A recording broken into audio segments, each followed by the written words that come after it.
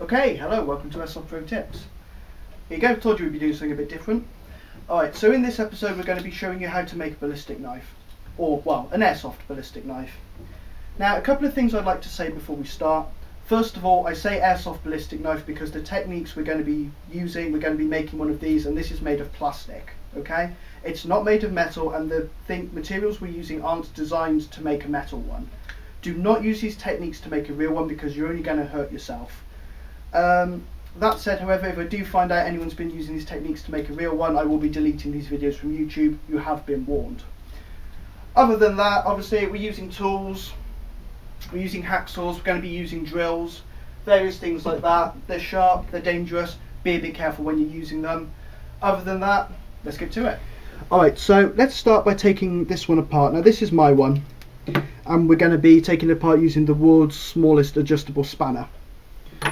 Now, as you can see, we've got a bolt in here and we've got the pin. Now, on a real deal one, this pin is a safety pin, and then there'll be a triggering mechanism up here which will actually be firing the blade. Now, for this mechanism, we're just keeping it simple and we're only having the safety pin, and pulling that out is actually going to fire the blade. Now, maybe I'll do a later video with a more complex one, but for the sake of this one, this is all you need for airsoft.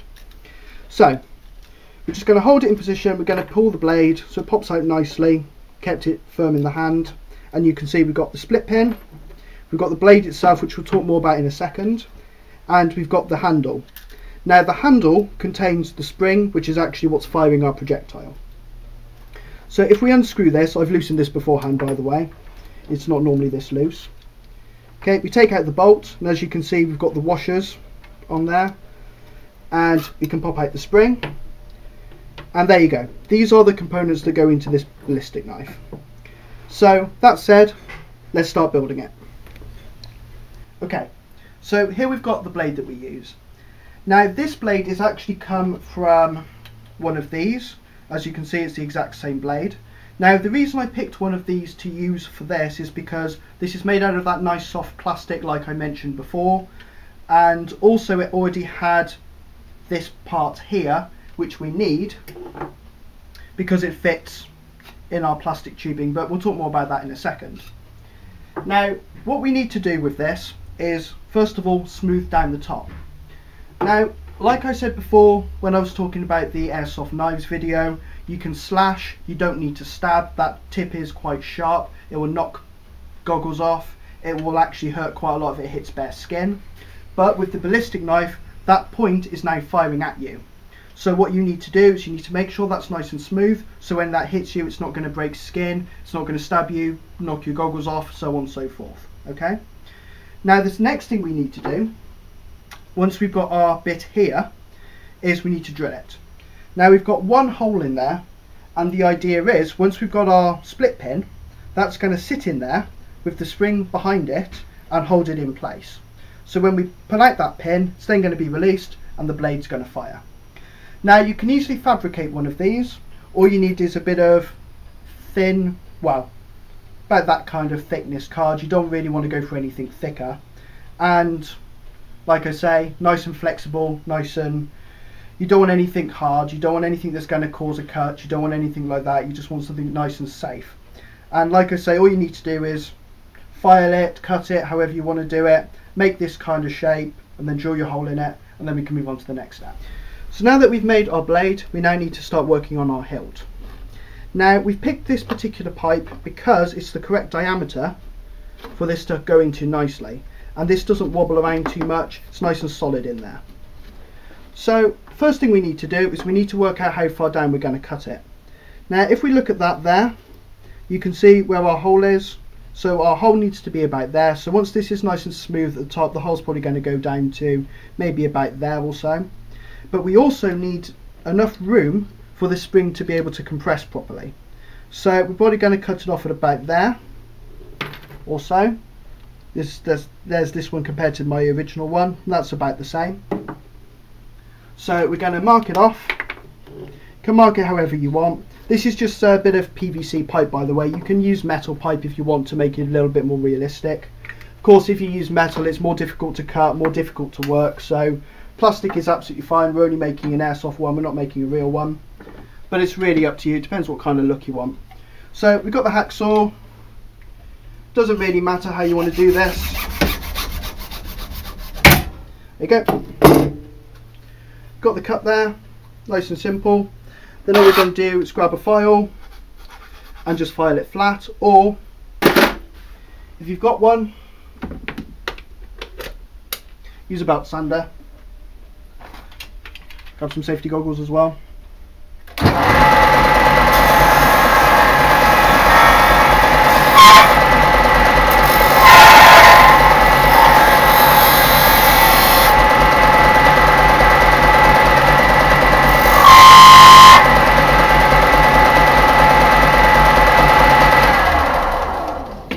And there you go, that's close enough. It doesn't have to be absolutely perfect, because as I say, all it needs to do is accommodate this blade and our firing mechanism, which, as I said before, is going to be our split pin. Doesn't need to be perfect, doesn't need to be perfect both sides. Okay, so now we've done that, let's drill it. So what we've got here is we've got our handle, we've got our blade, and this is the handle that we made before. Now what we need to do is we need to mark out where we're going to be drilling this. Now, because we need two holes. We need one at the top, which is where our split pin is going to go in, and we also need one at the bottom where we're going to hold the spring in place. So what we're going to do is we're going to take a pen, whatever you want to use, and we're going to mark out somewhere to drill at the bottom. Now at the bottom it doesn't really make much difference, just don't drill it too far down, else this plastic's going to be a bit too thin here. And we're going to take the blade and we're going to line it up so it's roughly about equal to where that hole is there. Now, like I said, it doesn't matter if it's not perfect, because it will still work 90% of the time anyway. Be a bit careful when you're doing this, but it doesn't have to be absolutely perfectly accurate. So we've got our pillar drill set up. You don't need to use a pillar drill by any means. You can use a standard household drill, really makes no difference. Just again, got the goggles, make sure those go on. A little bit noisy.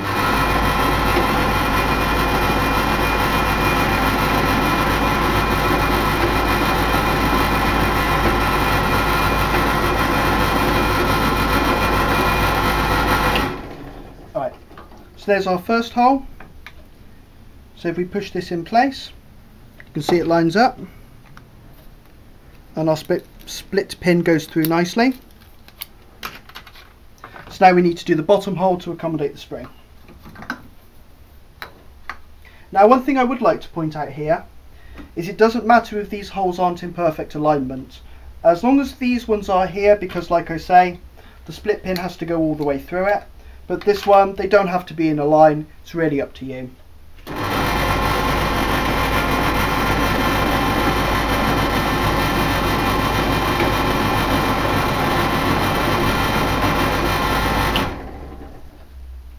And there you go.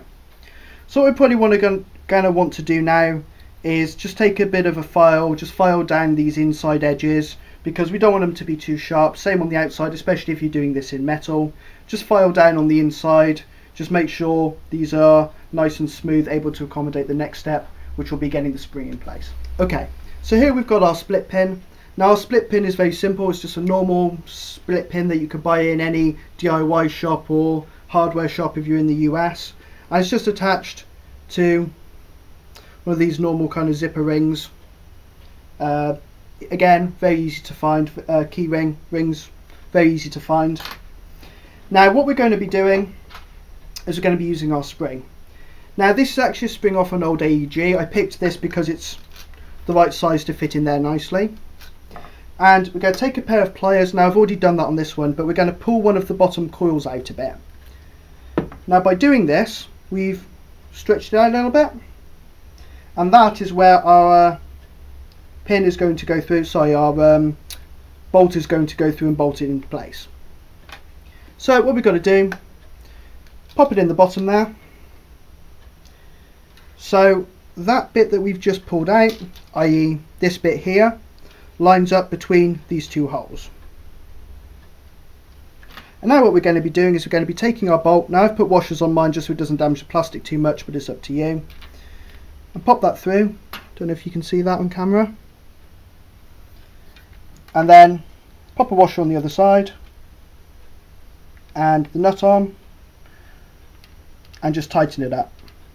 Now this case you're going to want to get your spanner, whether it's an adjustable one or fixed one, whatever diameter you're using, just tighten it up. It doesn't have to be massively tight. This doesn't cause a lot of vibration. It's not going to be coming loose as you're running around, because there's not enough vibrations to do that.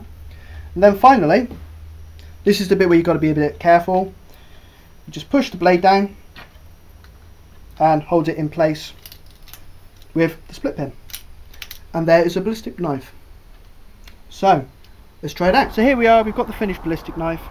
Now to fire it, all we need to do is pull out this pin all the way, and the spring is holding it back there will decompress, fire the blade out. Now for this, our target is the bench over there. These aren't massively accurate, but so all we need to do is pull the pin, and there you go. Now that's probably about just over 12 foot away, maybe 16 at a push, but these can shoot further. One thing I would say though is when I first made this, because of the power of the spring, it was actually shooting through cardboard boxes. You don't need one that powerful. If this is shooting a bit hard, make sure you cut down that spring, keep it to safe levels, because else all you're going to do is you're going to get it banned from your site. Okay, so here you go, we've got our finished ballistic knife. Now as you can see, this one's made of white plastic. You can easily make them out of black plastic or grey plastic, whatever you want to do. And as final touches, you can wrap it around with black insulation tape, or alternatively spray paint it if you do have one that is this colour. It's really up to you how you want to make it look. Now like I said before, make sure that spring's cut off. You don't want it firing too powerful. Make sure that blade's nice and smooth. You don't want to cause a safety issue, because you'll only get it banned on your site, and it's really not worth it. Now like I said, this uses a simple ring pull system to fire. The real deal ones would have this as a safety, and then they actually have a trigger to fire, which is why I would say don't use this to make a real deal one, because it's just not safe enough. You pull that pin out and then all of a sudden your blade's going to be firing, and you really don't want that. If you want one that badly, buy one. If your state allows it or your country allows it, buy one. Don't try and make your own. It's just not worth the hassle, and it's not worth you risking yourself an injury. So that's it for this episode. Next time I'm going to be showing you how to make a ballistic.